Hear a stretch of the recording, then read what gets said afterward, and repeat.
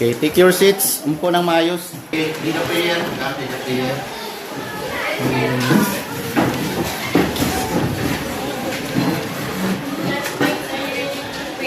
Yes, we are ready.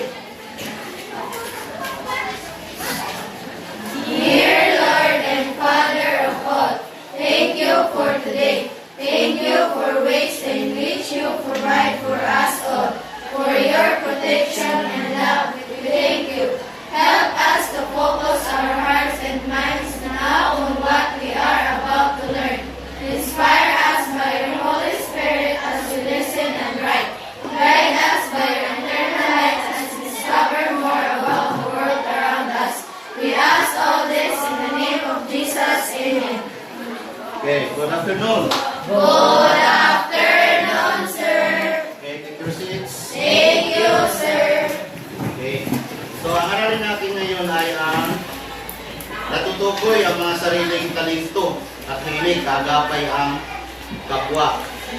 So, class, mayroon na ba kayong idea kung ano yung mga talento o kaya mga gusto ninyo sa sarili ninyo? Ano yung gusto ninyong mangyari sa buhay ninyo? Ano ba yung ibig sabihin ng talento para sa inyo? Kakayahan. Ano pa? So, ito yung pinaka-nilalaman ng ating topic ngayon, no? So, ano ang talento? Ano ang hilig? Kahalagahan sa pagtukoy ng talento at hilig. So, mga hakbang sa pagtukoy ng talento at mga hakbang sa pagtukoy ng mga hilig. So, kailangan alamin natin class kung ano yung mga gusto natin sa buhay. Ano yung mga talento na meron tayo? Ano yung mga hilig natin?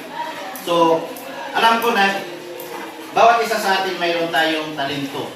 Mayroon tayong kanya-kanyang hilig, no? Hindi natin pwede sabihin na yung isa mahina, yung isa matalino. No, may kanya-kanya tayong talino. Mayroon. Di ba, na-topic na natin yan dati na mayroon tayong multiple intelligence. No? Yung isa marunong sumayaw, yung isa hindi. Yung isa magaling kumanta, yung isa naman hindi marunong kumanta. No, wala sa tono. Ganyan, so, hindi natin ma-judge yung ating kapwa o kayo, bawat isa sa inyo, huwag niyo i-compare yung sarili ninyo na sabihin niyo na, ay, mas matalino ako sa kanya dahil pala absent ka, hindi siya gumagawa ng assignment. So, iwasan niyo yung gano'n, ha? So, meron tayong mga kanya-kanyang talento at hilig, no? So, ang pagtukoy ng ating mga talento at hilig ay mahalaga sapagkat ito ay nagbibigay direksyon sa ating mga personal na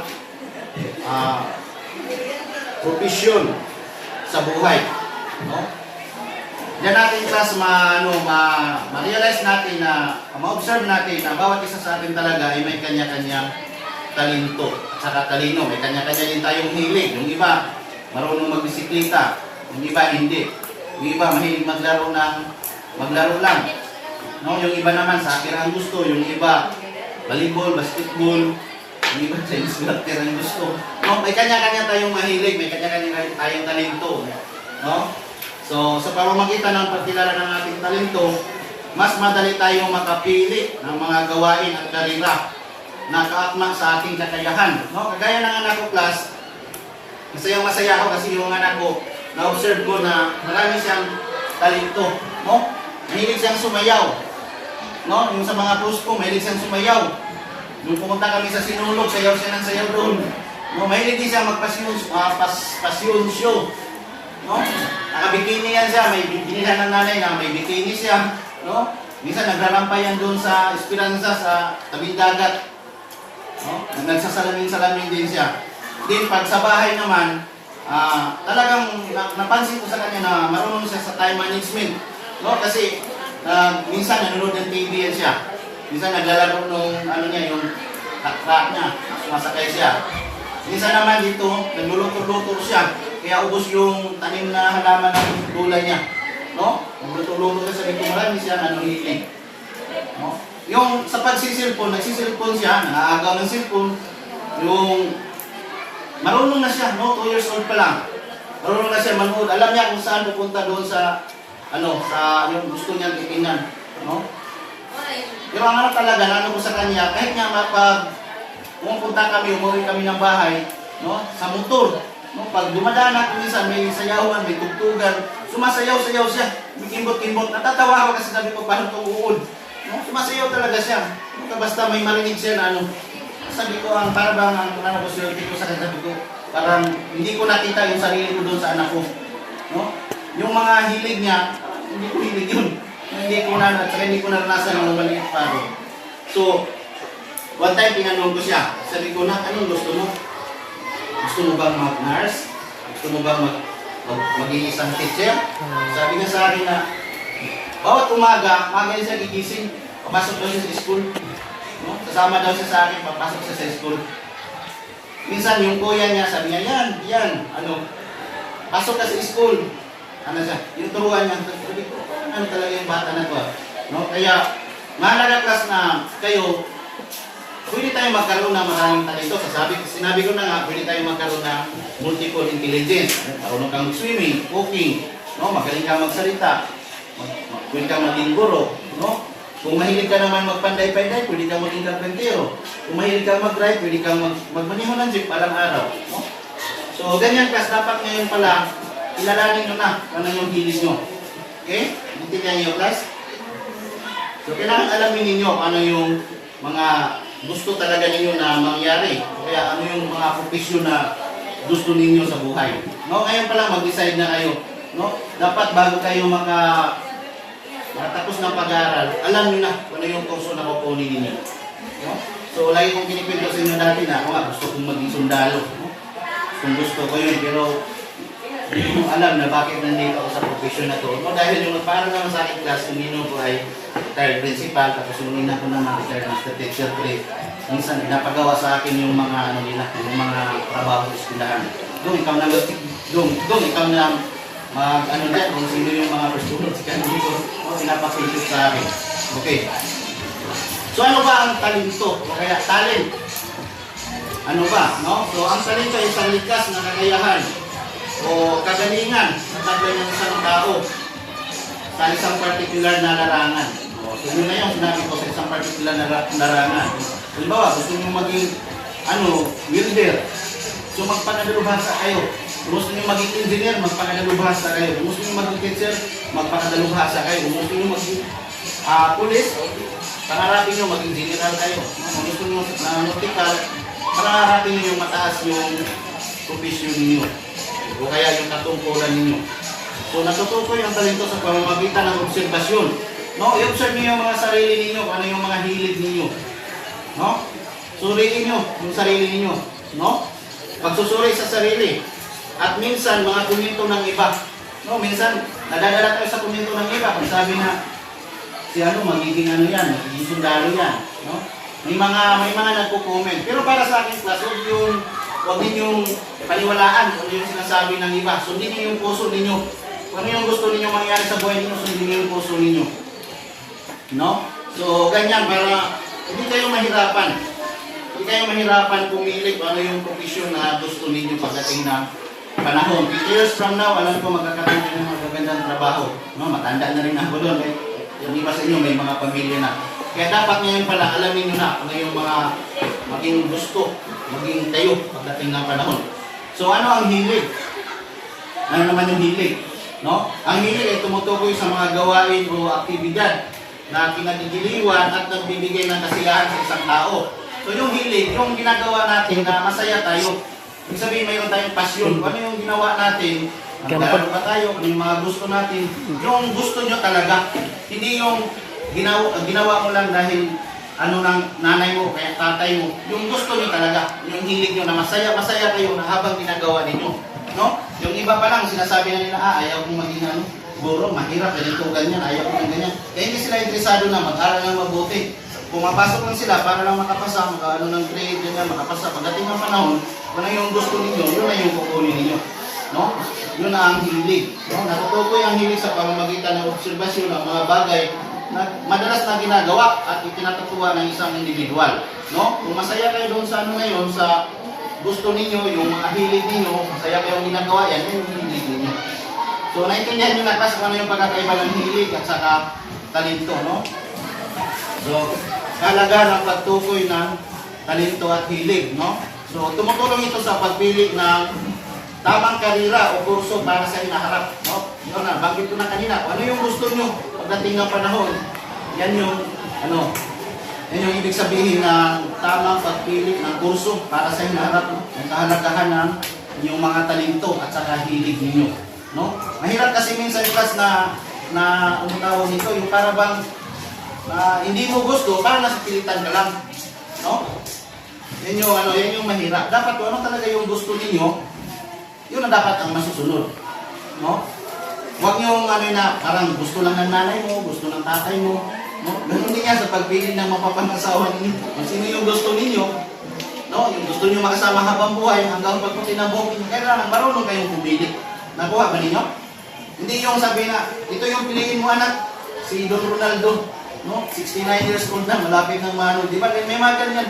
No? Pero biro lang yan. Pero gusto nyo talaga, no? Paglaban niyo ano yung gusto niyo. Isipin niyo na isang beses lang tayo mabuhay sa mundo, no? Wala nang U-turn. Hindi na babalik ang 2025. Hindi na babalik ang January 2026, no? Yan yung isipin niyo. Okay? Kung ano yung gusto niyo, sundin niyo, gawin niyo, no? So, pangalawa, nagbibigay ito ng kasiyahan at katuparan sa pang-araw-araw na gawain. So, ibig sabihin, class, kung nagawa ninyo yung gusto ninyo, yung mga hilig ninyo, masaya kayo sa araw na yan, no? Wag yung parang nabubuhay ka lang na dahil sa gusto ng iba. Ano yan? Parang mag-post yan sa iyo ng stress. Dapat ano yung gusto mo, ipakita mo na yun yung gusto mo. Anong hiling mo, anong gagawin mo, yun yung gagawin ninyo. So, nakuha ninyo class ang pagkakaiba ng dalawa. No? So, ito pa, karagdagan, mga hakbang sa pagtukoy ng talento. Pagkilala sa sarili. No? Kilalanin niyo kung yung sarili ninyo. No? Kilalanin niyo paano mo ba makilala yung sarili mo. So una-una hakbang, pag-unawa sa inyong mga hilig at interest. No? At mga bagay na nagpapasaya sa iyo. Kilalanin niyo yung sarili niyo.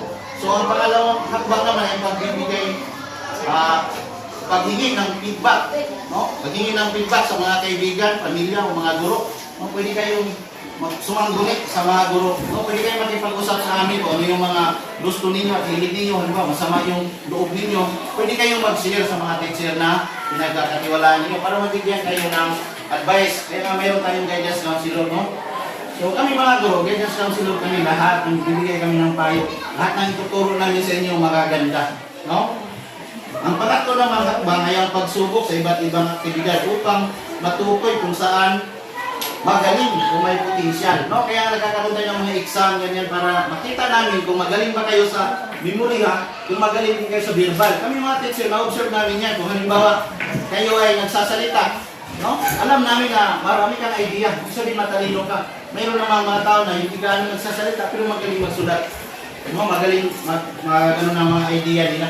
Yan, sinusubukan namin yan, mga teacher. So, pang-apat, ang hakbang ay ang pag-aaral at pagsasanay upang mapalawak ang iyong talento. Kaya nagbibigay kami ng mga assignment para mapalawak yung mga talento ninyo. O kaya may binibigay kami mga gawain para maging kayo, mag-test namin kung hanggang saan yung kakayahan ninyo. Kung hindi niyo kaya, so magbibigay kami ng iba assignment na para angkop talaga sa kakayahan ninyo. No? So, ngayon mga bata, so ang halimbawa naman ang talento, no?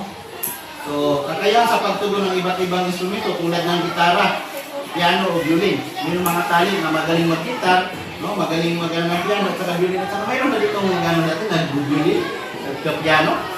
Halos wala, no? Pero gitar, may mga ganyan, marunong silang mag-gitara, no?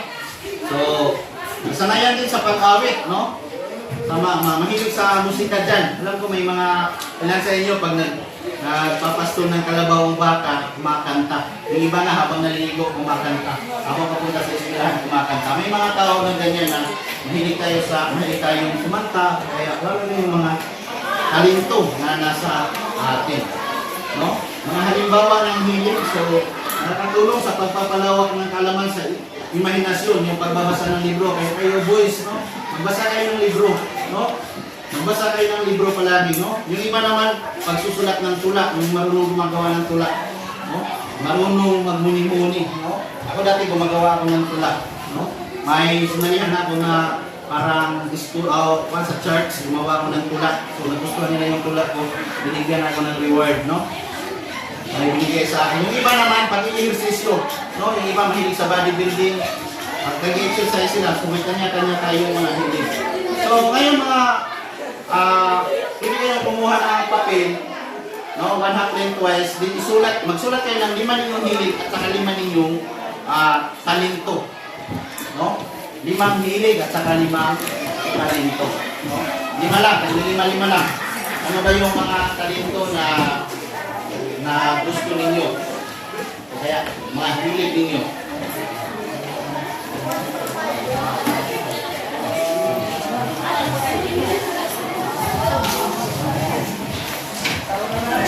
Okay, gagawin na lang natin yung assignment yan.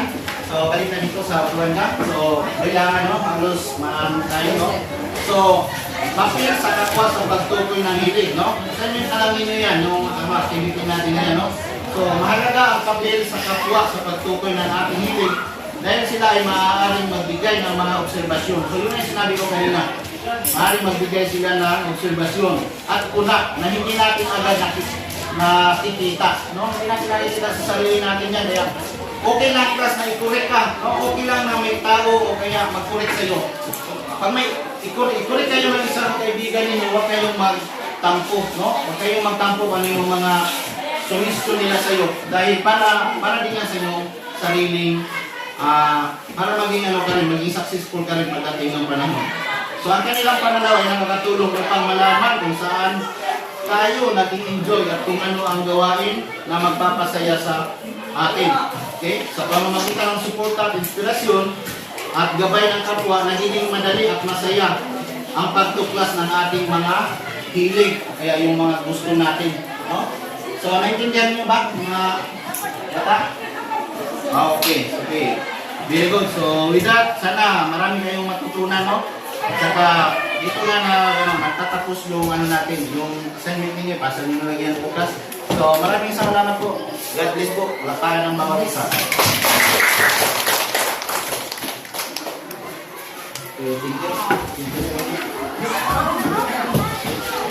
That's all for today. Goodbye.